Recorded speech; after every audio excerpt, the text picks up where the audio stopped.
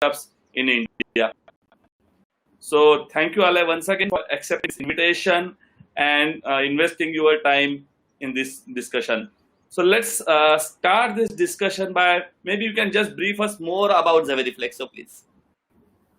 Sure. So our company, the name is Jhaveri Flexo India Private Limited. We're into manufacturing of packaging films. So we manufacture films for companies like Nestle, Ferrero, Kellogg's, Perfetti, Tata, and many others. In layman's terms, we manufacture the wrappers for brands like Maggi, Centerfruit, Centerfresh, Tata Salt, Kinder, all these companies. Okay, great. So, looking at current scenario, Alay, what is an impact of this current scenario on your industry? Do you have an impact? Because the way I can see, you are supplying to majorly FMCG organizations which are still running. So, do you really have some impact of this scenario on your industry? Correct. So we primarily cater to the food segment, and we also have exposure in pharma as well as personal hygiene. Fortunately for us, all of these come under the essential bracket. However, it was tough to obtain certain permissions as well as deal with the local villagers and explain them why why it's necessary for a company like us to operate. Along with that, to ensure that we have a continued supply chain and ensure that our final product reaches our customers who are placed all over the country. So that was a challenge as well. For us, I mean, it seems like it's a packaging industry. There are only a few things, but there are actually a lot of derivatives that go here. So for us to remain operational, we need to ensure that all our suppliers also remain operational. So this includes cylinder manufacturers, film manufacturers, ink, adhesives, solvents as well, and also our the people who manufacture our packaging. So that would include guys who manufacture labels, corrugated boxes, stretch films, OPP tapes, paper cores, PVC cores, and again, all these guys also have their own raw material suppliers. So from one food company to operate, there are so many people who are down under who are also ensuring that they are able to supply their material. And the concern here is that the lower you go down the chain, the tougher it gets for you to get permission. So if, say, for instance, a paper core manufacturer is there, he would have to tell, okay, I'm manufacturing paper cores for a plastic manufacturing company which manufactures plastic films for food products. And this becomes even more tough when the paper core manufacturer doesn't know who our suppliers are.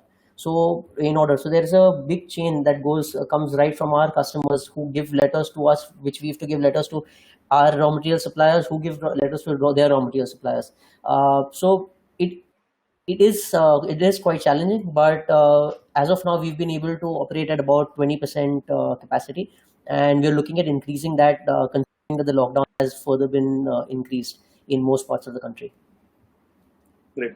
So I was interviewing many other industry leaders last week as well, and most of them were talking about challenges of supply chain. Today you talked about one more challenge, which was geographical challenge. Like you said that it was very difficult to convince even the villagers to why you are running your plant. So how you managed it?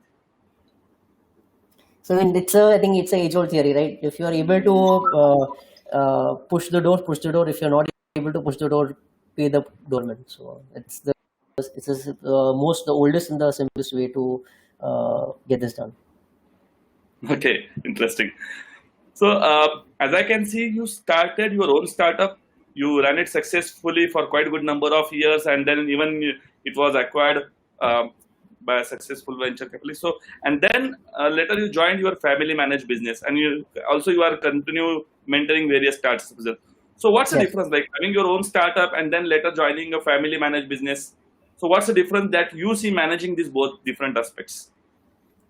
So I don't think, frankly, if you ask me, I don't think these are even comparable.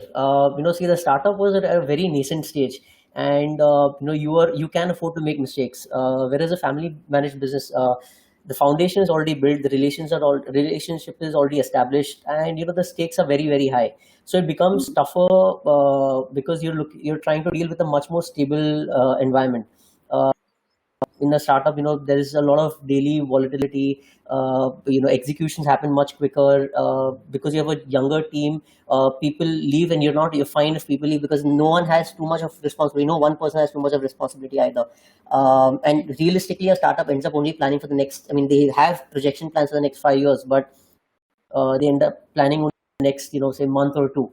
Whereas, being a family business, that also in manufacturing, if you want to even think of pivoting, we need at least a couple of years to plan that. Most of our machinery takes a year to be delivered, so it's a much more stable business. And again, you can't change models so easily.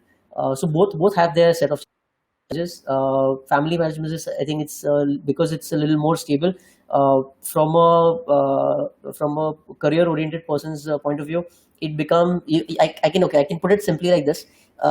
Each person has a time in their career where they would want to work for a startup. They like the enthusiasm, the quickness, the promptness of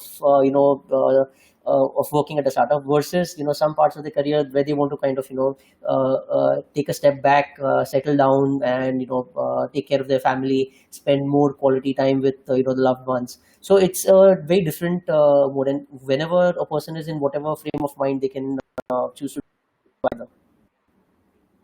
Great. So we have many young leaders in this forum. I am sure they have so many questions in this regards, and those who have questions related to this, feel free to ask your questions by pressing the question and answer tab. I'll go to my next question, coming back to the flexible packaging industry, and the way I can see, the lockdown seems to be getting extended in most of the states, so your state will not also be the different. But at the same time, there is going to be a limited permission which is being given by the government to the various industry. And since you already said that you cater to all those industries which belong to the essential services, so what do you think that your industry should do now to mitigate this risk of COVID-19 situation? Okay. Hello. So see, these are times, right? Most industries have been affected in some way or the other. Right now, we are running at reduced capacities, but frankly, we cannot go on. As people at home, the consumption of also increases. Plus the fact that people are stocking up instead of normal, which is 1 to 2 weeks of the goods are at home. Now people are looking at 4 to 6, in some cases, weeks of stock. So keeping this in mind, we would have to increase our output at some stage or the other. And at least, maybe if not 100, at least bring it to a 70 to 80% level. Now, this involves, apart from being able to produce this much, the entire thing that I mentioned, the chain of people who are this, we also have to take care of and take a lot of precautions for our workers. They are susceptible to get this virus as well. So for that, we've taken a lot of precautions. For us, we ensure that our factories are sanitized after every shift. Instead of having 6 8-hour shifts, now we've changed to four 12-hour shifts. So lesser number of people coming to the factory at a point of time, and lesser number of people coming to the factory in a day or so. Apart from this, we also make sure that we measure the temperatures of employees when they enter. They are supposed to wear gloves and masks at all points of time once they enter the factory. And we are also looking. We have also started inculcating good habits of washing hands at regular intervals, of not touching one's face as well. And I think social distancing, as everyone says, it's very important, but it's not just important for these guys at home. It's also important during when they commute, as well as when they're at the work premises. So we're taking all these precautions to ensure, because in the end, if even if one person at our company gets it, then it could be a much worse situation. And again, it's everyone, right? So if my customer if one person in my customer's factory gets it, that affects the entire chain that is responsible for getting the product reached the end consumer. Very, very true, very true. So now we are seeing that because of this situation, and last almost more than a month now, there is a big impact on the economy. So now, what the industry should be doing now, so that to cover up? What do you think?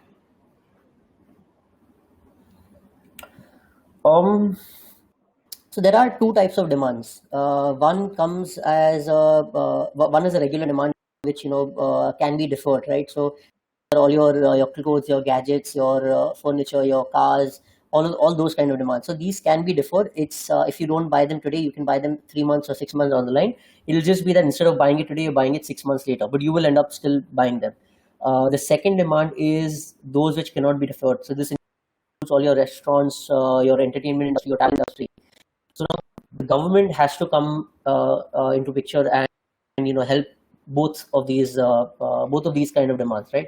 So say for instance, for the demands which can be deferred, they can possibly to get it back, they can give some form of reduction in GST or some other form of taxes. They can maybe give some incentives for the people who are manufacturing them.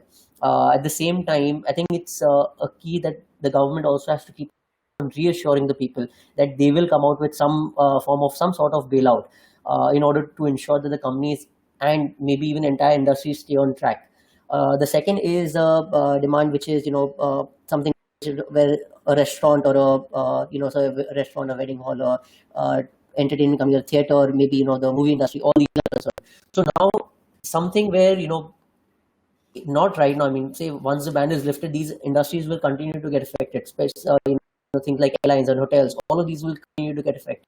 So what can the government do to ensure that these industries don't completely go out of existence? I mean, not industries, but some specific companies or some specific companies don't go out completely out of existence. And this will happen with a lot of people, right? The large guys will have a good amount of buffer, but the new entrants, the smaller ones, they will have a lot of concern. They'll have a lot of issue. So how would they continue to spend on their biggest costs? So I think for instance, for restaurants, manpower and rent, these two are the highest costs for them. And this is not something which they will get a deferment, or they might get a deferment, but this is not something which they'll be able to avoid paying even for these few months.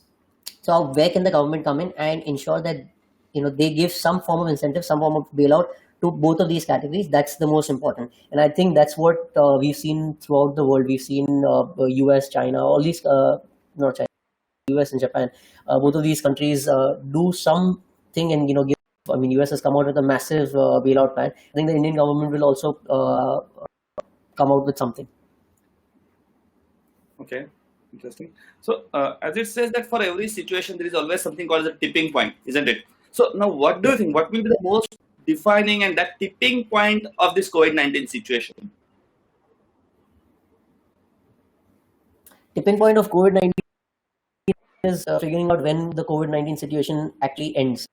Even after the lockdown is over, things like mass gatherings for religious places of worship, for personal and corporate events, for travel, these still have to be stopped.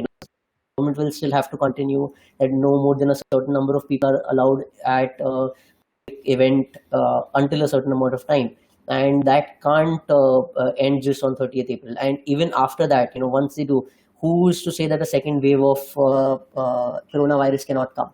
So in the end, you just need one person to initiate a second wave. So due to all of these things, I think very important point is to again keep washing your hands. Don't touch. I mean, as I talk, I realize that I touched my face a couple of times as well. So that is something which is very important. That you need to be observant. You need to ensure that you don't do all these things. And of course, people have to continue to observe social distancing. Even once a vaccine is released, maybe at least a year, maybe even more. Even until then, I mean, you have to be careful. Industries would have to start at some capacity or the other. You can't have a perpetual lockdown situation. So you will have to start, but you will have to kind of maybe say how you have standards for ISO, for BRC, for GFSI. Similarly, you have standards for now companies which are operating under which have to operate or which have to continue operation at some point. And you have some COVID standards that you have to have masks, you have to have gloves ensured at all time. All people are the temperature is measured.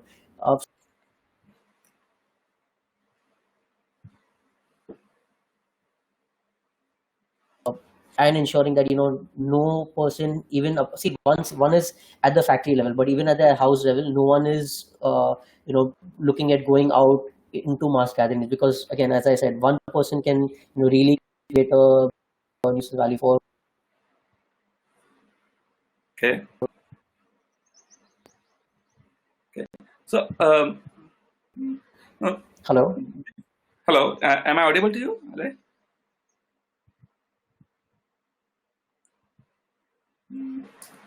Hello. Real? Am I audible?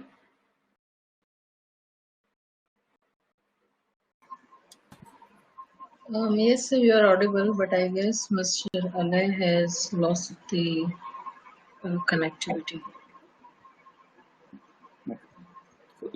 Can you just check? Sure.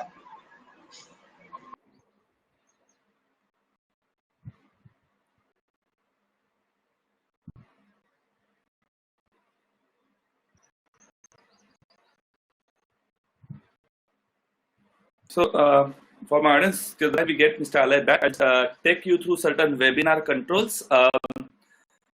So, what you can see on your screen is this is a particular screen you can see, and on top left corner you have a tab called Question and Answer tab. Those who have any question for Mr. Alay, you can put on your question there, and on your behalf, I will read this question at the end of this interview. Our team is trying to get Hello. Alay. So Yeah. apologies for this short. Yes. Now, sorry, I got disconnected. Now I think I can hear. So these are also one of the challenges of this situation. Technology. Yes. So Alay, now this is a question not to a director of Jhaveri Flexo, but this is a question to an investment expert in you.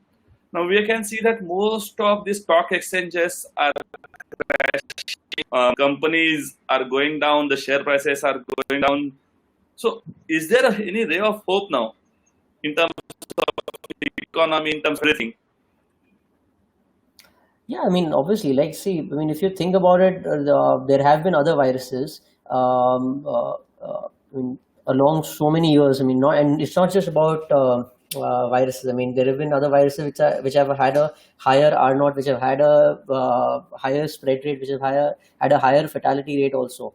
But at the same time, I don't think we should be afraid of and remove all investments and just keep money safe at home.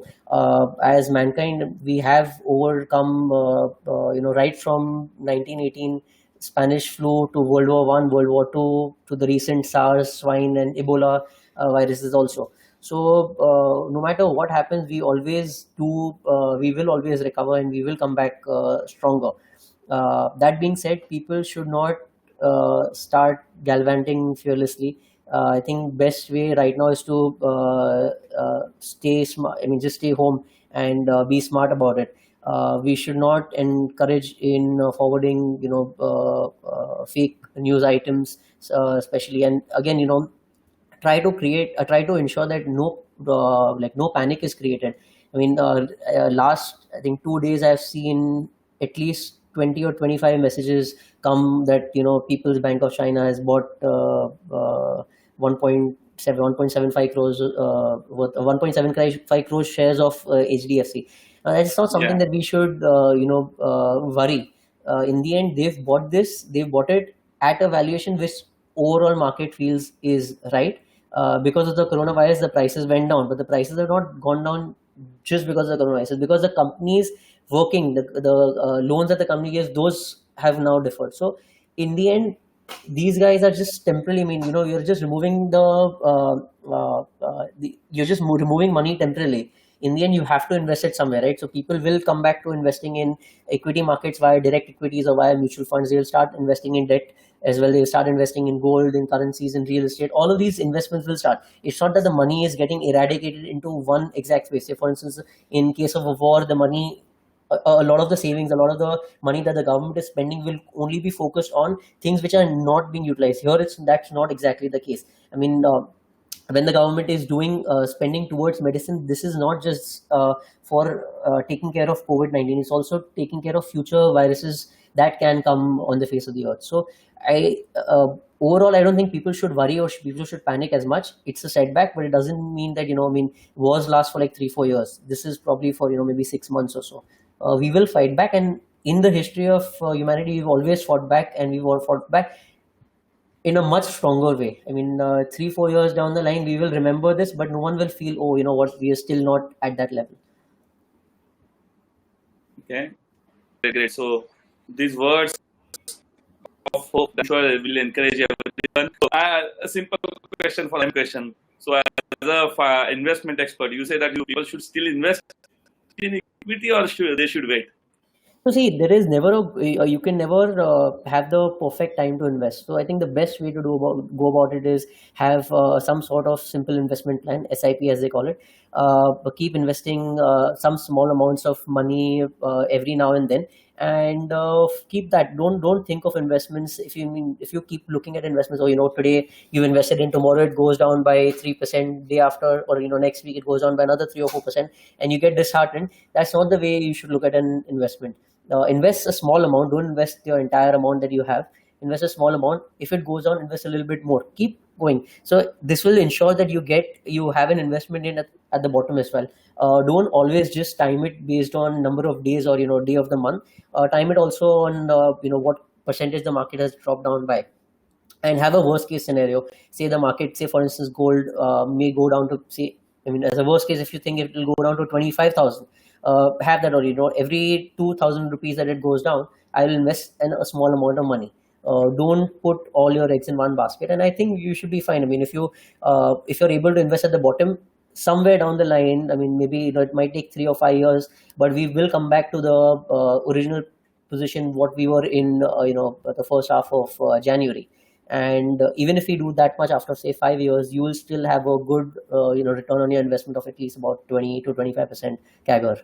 So that's, I think, something good, something which most people find it very tough to achieve. So stay back. I mean, completely stay at it. Great, sure. So now, you, as you indicated, you are also a mentor of various startups, and we have seen since last 8-9 years, when this startup has started, there are so many startups in all the areas like technology and so many other domains. They are coming every day. Now, what will be the impact of this situation on this startup activity? Because now people are fearing. Initially we have seen that people were leaving their jobs and starting their business. Some students straight away from the colleges starting their own startups, and they were also getting funded by various investors. Now, this entire situation of COVID-19 has put a strain on the economy. Cash flows are tight. So what do you think? What will the impact of it on this startup movement? Like startups, I mean, that's one industry which even till date, almost every day, I get some email or some forward or the other of some startup being invested in at a much higher valuation than what it was earlier. And I think that will continue. People who have money and who see an opportunity at a certain price, they will continue to invest. So, say for instance, even in the equity markets, for every seller at whatever price, there is always a buyer, right? So someone out there, even if you want to sell your stock, someone out there feels that no, this is a good price to come in, to enter at. It's the same thing with the startup. When you're looking at larger financial institutions which are focused on the startup sector in the venture capital or in the venture capital or the Series A, Series B, this sector. So they always have that thing that this is the investment that we want to do at this particular time. If the company is performing, we will invest. If the company does not reach a certain performance level, they will not look at investing. So I don't think that sector will get too impacted on. If the startup is still worthy, it might be that instead of raising some investment right now, they might end up raising some investment after 6 months, but it will still come back on its feet. Okay, so that's a good news, Spanish. So now we have young leaders also on this. What is your industry leaders? I didn't get you. Say that again, please.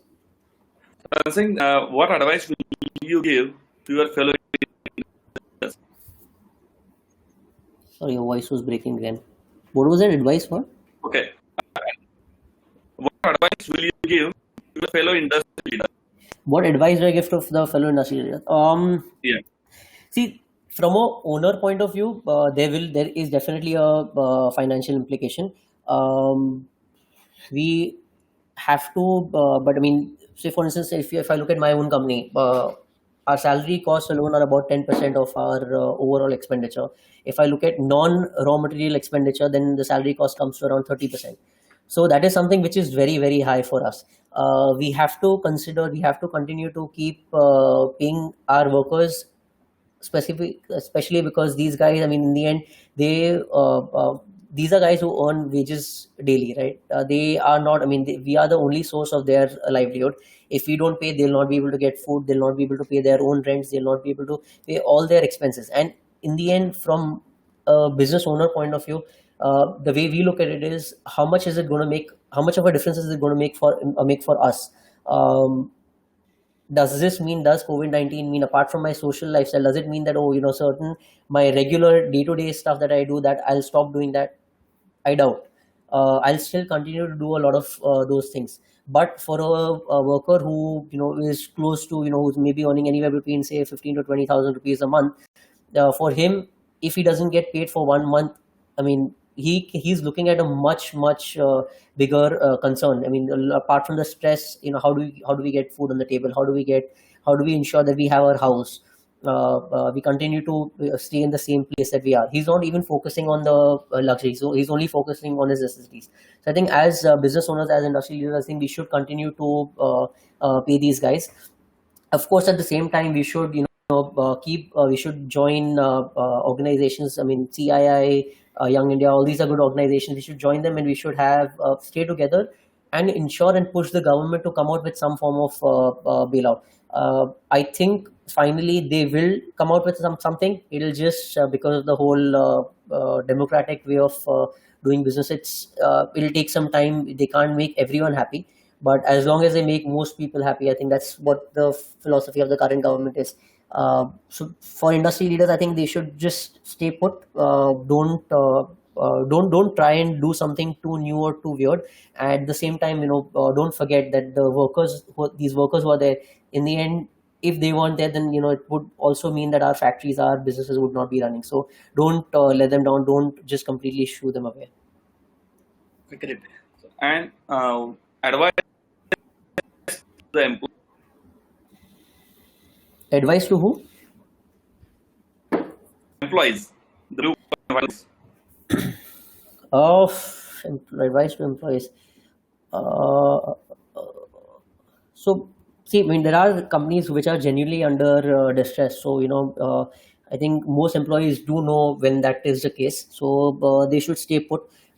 People who can afford to take a salary cut or a salary deferment should do that in order to help out, the daily wage earners, the guys who are at the bottom of the pyramid. At the same time, I think at least employees, all of them should stop, they should focus on news from good, authentic websites, not try to create any panic. A lot of my employees, they always used to, whenever I used to tell them, you do this, do that, do these training sessions, come on to this software, they always used to come back at us saying that, sorry, so we don't have this much time, we are focused on these things. So now, at least from our point of view, we are doing a lot of skill development, not just on a career level, but even on a personal level. We've done few training sessions to ensure that, they can help to inculcate certain habits, like help spend more time with your families, spend more time with your loved ones, reconnect with some old friends, do all the things that you wished to do which you couldn't because of unavailability of time. And you'll never get a time where you are sitting at home, you have maybe half the workload, maybe even lesser, maybe no workload. At the same time, there are several there's a good amount of time, there's no social commitment that you have right now. So keeping all these things in mind, focus on evolving yourself as a person, catch up on those movies which you missed out maybe 2-3 years back as well. So it's not only about improving, it's also about having fun. So yeah, I mean, stick at it. Don't consider this as a situation which is never ending thing. It will end, it will pass, and a few years down the line we'll not be able talking about it on a monthly basis. So Great. And I'll start my last question and I'll open up this for the audience question answers. Mhm. So currently entire industry or the economy is in a survival phase. Mhm. So what's your prediction? When it will complete this survival phase and again we will restart on the growth phase? What's that timeline as per you? It's different for different industries. For essentials, I think it maybe just a month, a couple of months or so. So it's for them, but for the larger guys, for people, for something like restaurant, for airlines and all, people will still continue to not travel, not go out in movie theaters and all. So it will take some time. Overall, I don't think I don't think it's fair to give an average turn back period. But from different industries, I'd say anywhere between 2 months to about a year. 2 months to about a year. Okay, Yeah. so that's 2 months. I must say 2 months is quite optimistic, and 1 year is about quite frightening. Yeah, so pharma Okay. industries they have not dipped much. In fact, a lot of them have grown even more. So similarly, certain other manufacturers which take care, which there is a demand for right now. So those industries will be able to bounce back much quickly. Why I have said 2 months is also because in spite of the lockdown, it's very tough to get the local guys, not only your employees but even the people who are staying around to ensure them that, listen boss, don't worry about this, we're taking care, we're taking all the precautions, nothing will happen to your village. So that's why I'm saying it will take 2 months, but otherwise a few companies, they've already come back on their feet. So Okay, good. So now I am opening up this for the audience question answer, and I can see my question box is flooded with the questions. So audience, I will try to give justice to as many as possible. But my apologies right at the start if I could not take all the questions because we also have some time limitations. So the first question is, how safe is plastic flexible packaging against this coronavirus? Because there are so many rumors, like it lives on this plastic surface for so many months, days, all those things. How safe it is? No, what I have heard from a reliable agency, it does not stay on products. It depends upon the kind of plastic that it is, and at the same time where you store it. So normal plastic, it stays only on for about 4 days. But I think if you refrigerate it, or if it has, the product inside, which is that can take the virus, and the plastic is porous, then I think it can be a lot longer, maybe 3 or 4 weeks. But just if it's a plastic, it's about 4 days. Okay. And do you think So virus can? I'll just like to add. So in order to, if you're getting products which are packaged, it's very easy. Just you don't need to use a sanitizer. You can just use some warm water and a warm soapy water, and just gently wipe the package. Wear a glove, wipe the package, and you'll be fine. Okay, great. Thanks for that tip. Do you think virus contamination can pass through packaging material to goods and the products? No. The kind of packaging which the industry, which the not industry, which the government requires, these are very high barrier packaging films. Think about it this way, that air also is not able to pass through, and it stays good for about 9 to 12 months depending on what the product is. So highly unlikely. I'll have to check again, but prima facie it seems highly unlikely. Okay, good. So this is a non-COVID-19 question. With increasing pressure on single-use plastics, what do you think? What do you see as a viable alternative? Have you done any trials with any other material? So single-use, yes. So single-use plastic, right now the problem is not the plastic. The problem is the recycling. Anything that if you use, say for instance, any product, if you for that matter, if you just take the product and you use it once and you throw it away, it is going to create a lot of landfill.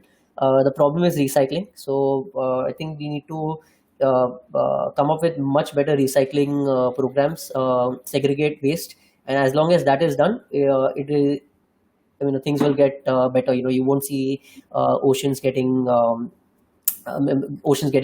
and more dirty. At the same time, we have done a lot of trials. Yes, we have developed a lot of different recyclable products. I don't think plastic will ever go out of existence, for that matter, simply because the other alternatives are far too expensive and can create a much higher landfill. I mean, say for instance, if you stop plastic and then you start using, say, metal, if finally metal goes into the oceans, that will be even more of a problem. So it's right now from plastic, not just because we are in this industry. It's just that we need to focus on recycling the products. Okay. Then another question which says that currently after lockdown we are almost at 50% of the capacity. Now, what steps should government take to get economy back on track? So as I mentioned, I think that was towards the later part of my later part of the interview that I mentioned. Government has to announce some kind of benefits, some kind of incentives, some reduced taxation, different policies. Again, I also mentioned that if they can come out with a COVID-19 certification where a company has or is taking all the precautions and it's safe to run under the COVID-19 stress. So as long as the government takes those kind of steps, I think we are fine. It'll take some time, as I said. Different industries take different amounts of time to head back. But as and when they happen, they'll definitely announce something. A lot of it could be from what other countries are announcing in their bailout plans in their packages. But yeah. So there's another question. Many businesses may incur a huge loss in the first quarter. Is there any possibility to recover that loss by increasing the prices in future? Or as secondly, they all need to spend additional cost to comply COVID-19 compliance? Additional costs will definitely be there because you will have to, I mean, any company that starts henceforth will have to assure that you have things like employees are wearing gloves, you have to sanitize more frequently, you have to create stations where people can wash their hands, you have to have, like, at all points of entry you'll have to have disinfectants. So those things will definitely increase certain costs. From a price increase, I don't know how well that would work out for most companies, because the demand, I mean, price is a variable of demand. So if the demand is high for a certain particular product, then they can definitely increase the price. It seems unlikely that the demand will continue in the first, say after this, if you're looking at March, April, May, these 3 months. In June, July, August, the demand comes back to what it was previous year, the same months. So that I don't think is a good way of going about it. As I know, you are a strong believer of operational excellence practices. So now, what will be the role of operational excellence practices in this scenario where you have such a high pressure on the cost? At the same time, we all know that so many other elements where we have those wastages which eats our costs. So, Yeah. what will be the role of operational excellence in this scenario? Can operational excellence take care of all these aspects? Absolutely, operational excellence can take care of a lot of aspects. I mean, we've seen even at our company, we've been able to bring down our apart from okay. So there are two different ways of looking at it. One is the raw material cost. Second is the everything, all your other costs. So we've been able to see that we've been able to bring down our raw material costs also significantly by reducing wastages, by reducing changeover times.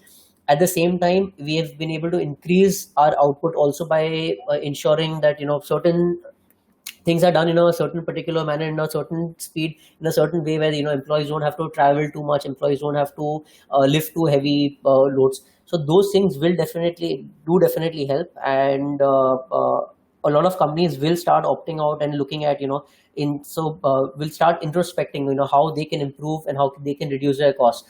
This is something which does happen, but now because of reduced demand, it can happen even more. There's a good chance that we've already started working a lot on this aspect ourselves, and I think a lot more companies should do the same.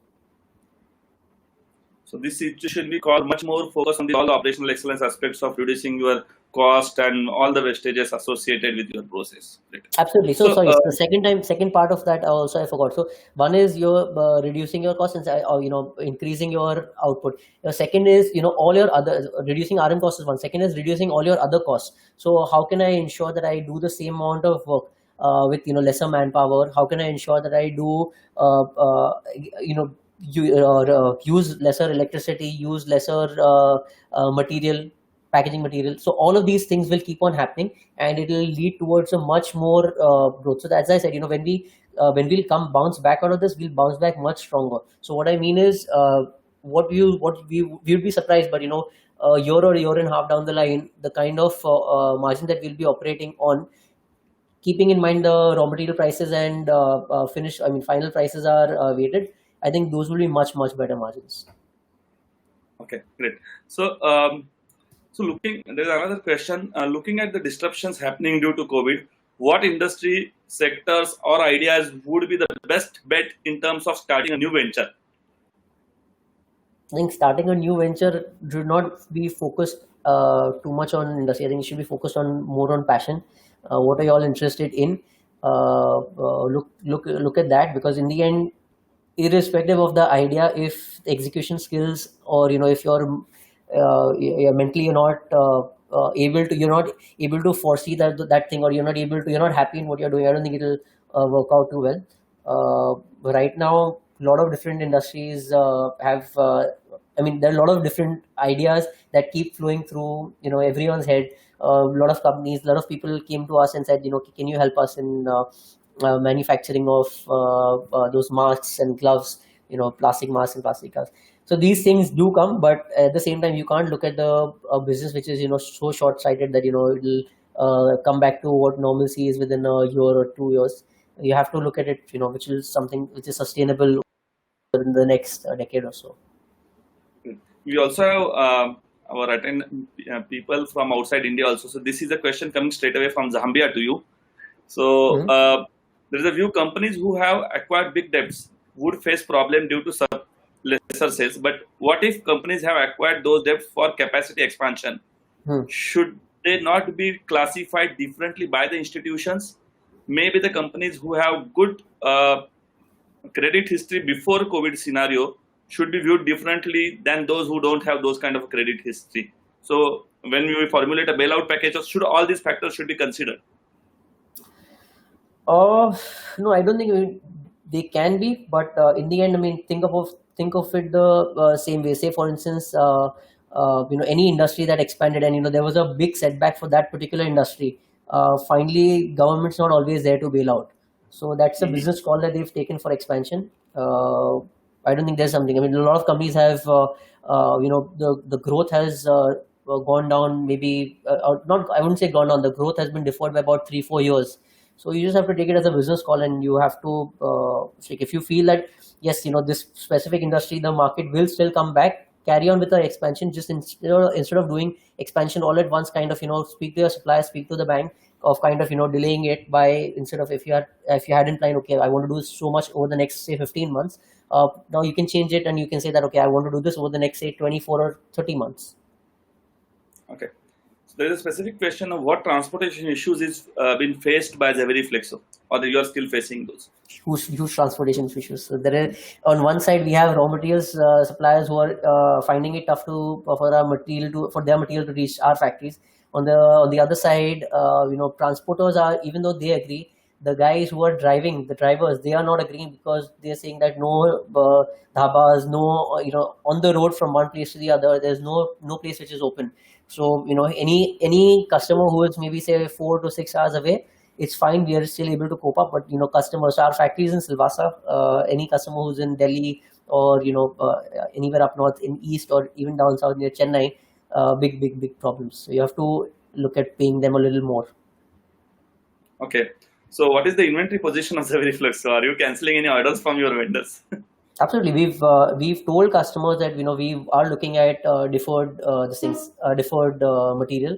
So anything that was ordered which was supposed to arrive by say around mid-April, we've changed that. We've said that we should either reach end of the month or mid of the next month. Some orders based on our history, we've also so it depends upon if you have a contract with your supplier. If you have a contract, you can definitely invoke a force majeure clause, and that will help you defer your whatever you've bought. And see, what I've realized is, if you maintain good relations with your suppliers, they don't have any issues. They understand that this is a problem. In the end, if my supplier says no, you still have to pay it, then I'll say, all I end up saying is, all right, fine, I'll take it. It's just that now after this, the next month I won't take it, and I'll remember that you forced me to take this one. So I think most of the people do understand that. So it's says that another question is basically it talks about like you're supplying to big guys like with Nestle's and all those which are having much larger bargaining power. So do you see your margins shrinking further with this scenario? Because these guys also are having those cost pressures. So one of the way that will pass it on to their suppliers. And since you are dealing with such big guys having high So, bargaining power, how do you see it? so this is not nothing related to COVID. They keep pressurizing us. They keep bargaining in spite of any kind of any external scenario. So that continues to happen.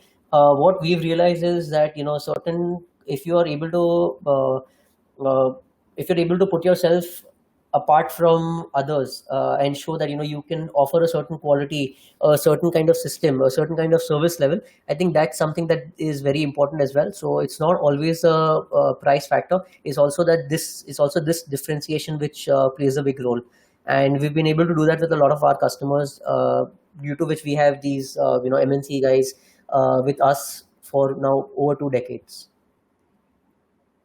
Okay, so recently this red, orange, and green zones have been created.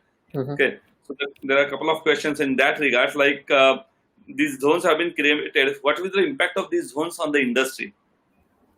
Which industry? All industries in general.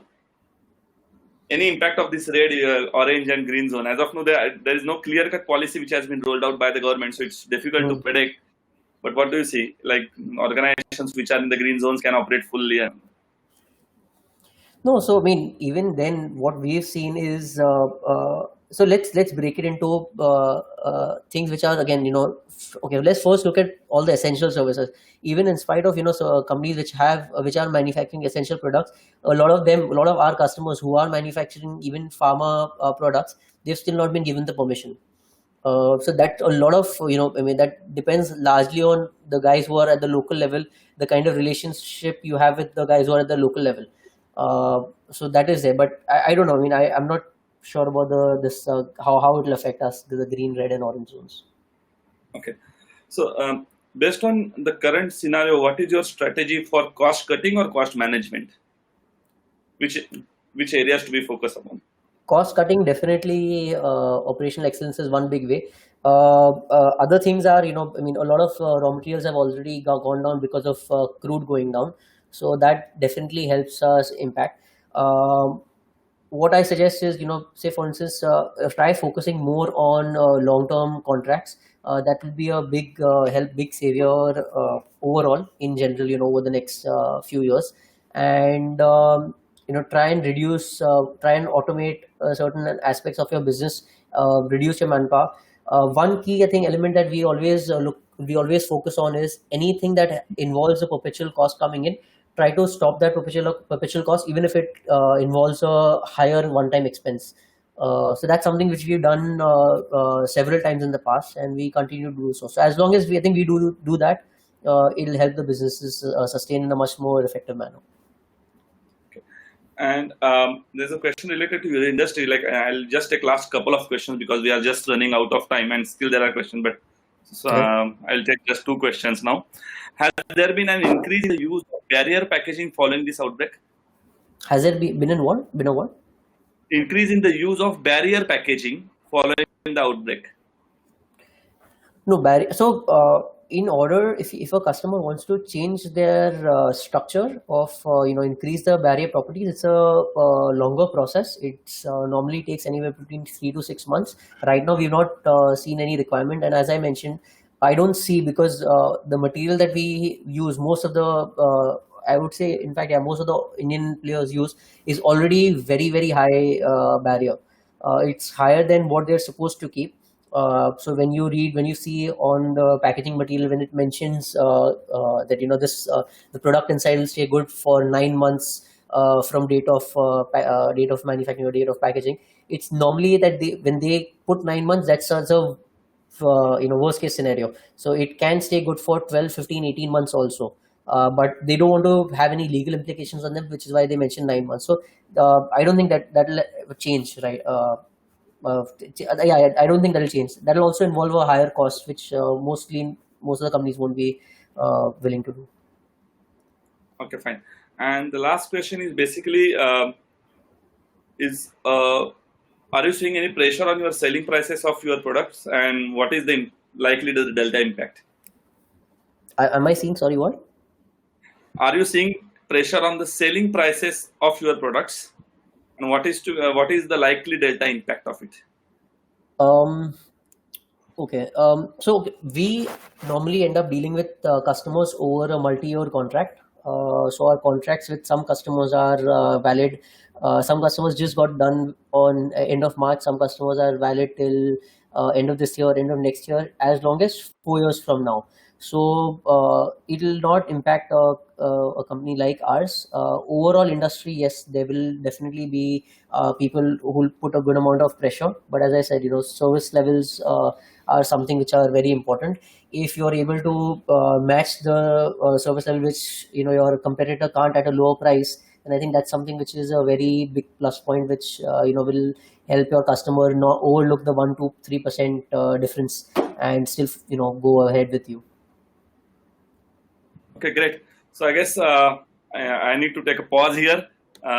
We may not be able to take further more questions. So I would like once again thank Alay for his time for this discussion. You made this discussion very interesting, and the number of questions that I was receiving as an indication of how the value has been added for the discussion. With this audience, let me give you insights about our next session.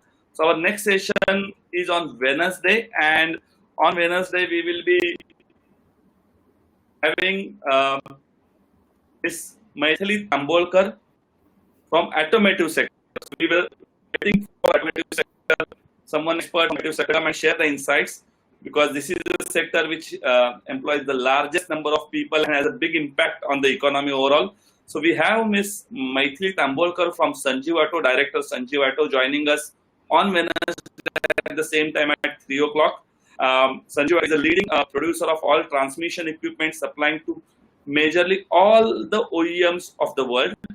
They have more than 7 plants, and Maithili is taking care of all of them. So do join us to understand the perspectives of Maithili on what impact the automotive sector will have with respect to the current scenario. With this, I once again thank our partner CII, Young Indians Ahmedabad Chapter, Roundtable India, for their support to make this initiative successful. Once again, thank our guest, today's guest, Alay, for investing in his time and sharing his input. And last and not the least, thanks to all of you who attended this session and made it so lively. Thank you very much. Till then, stay safe, stay at your home, and see you on Wednesday, 15th of April at 3 p.m. Thank you very much. Great. Thanks, Vishal. Thanks for having me over. It was a pleasure talking, and I hope I was able to answer everyone's questions. Definitely, yes, definitely. Thank you very much, and stay blessed. Thanks. Goodbye. Bye.